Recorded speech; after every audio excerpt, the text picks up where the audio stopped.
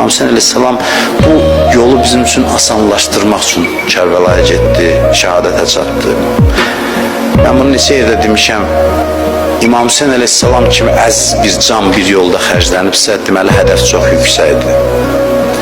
Deməli, çox uca yerlərə çatdıra bilər İmam Hüseyin bizi. Heç zaman ürəyimizdə olan İmam Hüseyin eşqinə qane olmuyor. Deməyim mən aşiqəm, bəsimdir, yox. Bu ki, sevgi bizi hara apara bilər, biz harada dayanmışıq, müqayisədə çox aşağı yerdəyik. İmam Hüseyin çox şey bacarır, çox şey bacarır. Bir dənə bunu deyə bilərəm. Özümün də mərifətim naqisdir, amma bir dənə bunu deyə bilərəm ki, İmam Hüseyin çox şey bacarır. İmam Hüseyin insanın əlindən tutanda başqa cür tutur, başqa aləmlərə aparır, başqa mərifətə çatdırır. Allah ona o izni verib, Allah ona o icazəni verib.